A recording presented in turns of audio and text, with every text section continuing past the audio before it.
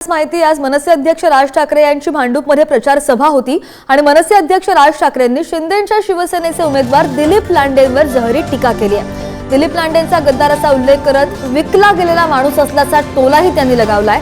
तसंच राज ठाकरेंनी काँग्रेस उमेदवार नसीम खान यांच्यावर सुद्धा घणाघाती टीका केल्याचं पाहायला मिळालं। दोनही विरोधी उमेदवार देशासाठी घातक असल्याचा हल्लाबोल मनसे अध्यक्ष राज ठाकरे यांनी चढवलाय। आमचा महेंद्र उभा आहे आणि इथे अजून दोन लांडे उभे आहेत, नाही का? एक लांड्या उभा आहे, दोन का एक?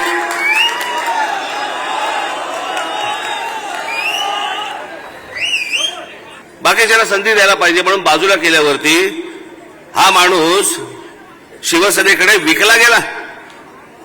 मग त्यांनी आमदारकी दिली, मग हा आमदार झाला आणि त्याच्यानंतर दुसरीकडे विकला गेला। एक माणसं कोणाच्या बापाची नाहीत, कोणाची होऊ शकत नाहीत। हे तुमचाही कधी केसाने गळा कापतील, तुमचं तुम्हालाही कळणार नाही। मुंबईमध्ये बांगलादेशीयांचं आणि म्यानमारमधून आलेल्या रोहिंग्यांचं इतकं प्रमाण वाढतंय, इतकी लोक आतमध्ये येत आहेत आणि इतकं प्रमाण वाढतंय की पुढच्या 10 वर्षात मुंबईमध्ये हिंदूंचा टक्का हा 50% खाली येईल। आणि हे सगळे नसीम खान वाले आहेत ना, हे त्यांना पाठिंबा देतील, त्यांना कुरवाळतील, तुम्हाला नाही कुरवाळणार।